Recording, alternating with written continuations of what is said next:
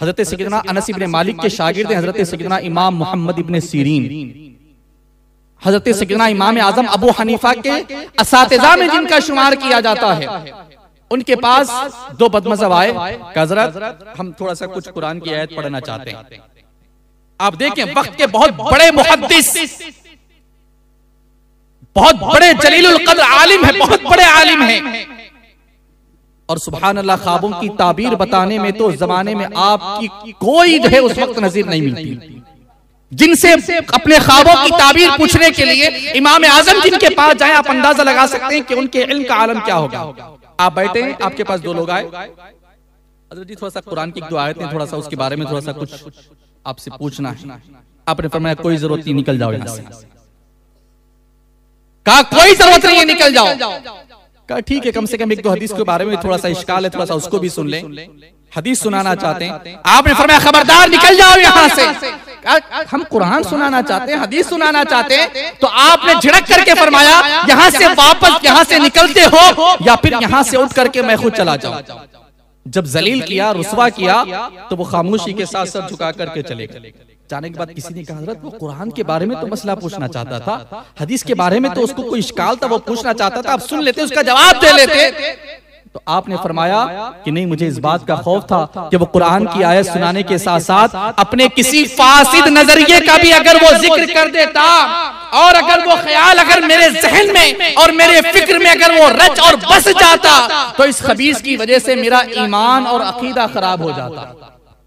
और ऐसों के बारे में हमें कुरान हुक्म देता है, व इम्मा युनसियन्नका शैतानु फला तक़उद बअद ज़िक्र मअल क़ौमिज़ ज़ालिमीन। इसीलिए मैंने इनको अपनी मजलिस से, अपनी महफिल से मैंने भगा दिया है। आज हमारे पास क्या है, सोशल मीडिया पर बड़े ज़ौक़ और शौक़ के साथ उनकी तकरीरें सुनी जाती है, बड़े ज़ौक़ और शौक़ के साथ उनकी बातों को सुना जाता है, और आहिस्ता आहिस्ता आहिस्ता आहिस्ता आहिस्ता आहिस्ता सुनते सुनते सुनते सुनते फिर एक दिन बोली भी हम उनकी बोलने लगते हैं। याद रखो, अगर इल्म हासिल करना हो तो इसके जरिए से नहीं, ये इल्म हासिल करने का जरिया नहीं है, ये फितना है।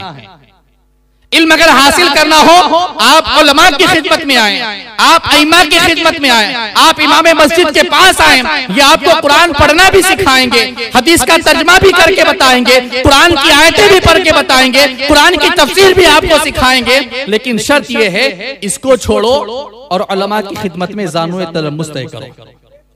वरना अगर इस पे अगर इल्म हासिल करते रहोगे तो हुजूर ने आज से 1400 साल पहले ऐसे जमाने की खबर दी है कि हुजूर ने एक मौके पे इरशाद फरमाया, इन्नकुम अस्बहतुम फी ज़मानिन कसीरुन फुक़हाउहु क़लीलुन ख़ुतबाउहु क़लीलुन साइलुहु कसीरुन मुअतूहु अल अमलु फीही खैरुम मिनल इल्म व सयअती अलन नासि ज़मानुन कसीरुन ख़ुतबाउहु क़लीलुन फुक़हाउहु कसीरुन साइलुहु क़लीलुन मुअतूहु अल इल्मु फीही खैरुम मिनल अमल। आक़ा कौनैन ने आज से 1400 साल पहले इस जमाने की मंजर कशी करते हुए इरशाद फरमाया था, ए मेरे सहाबा, ए मेरे जानिसारो, तुम ऐसे जमाने में हो कि तुम्हारे पास इल्म की समझ रखने वाले, इल्म का, दीन का इल्म रखने वाले, दीन की सूझबूझ रखने वाले बहुत ज्यादा हैं, जबकि तकरीर करने वाले बहुत कम हैं। क्या फरमाया हुजूर ने?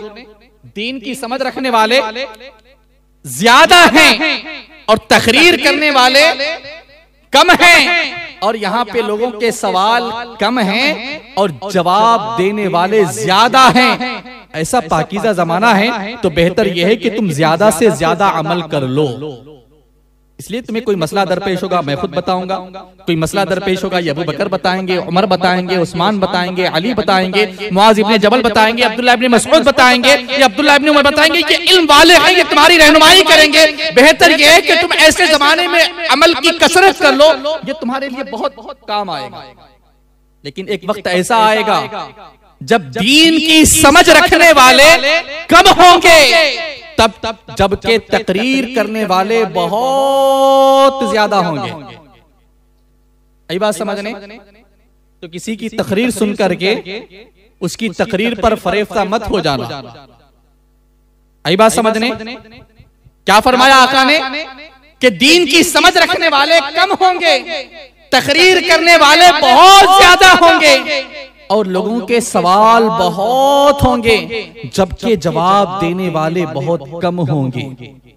ऐसे वक्त में तुम नफली इबादत में वक्त गुजारने के बजाय हुसूले इल्म में ज्यादा से ज्यादा वक्त गुजारो, तो ये तुम्हारे लिए ज्यादा बेहतर है।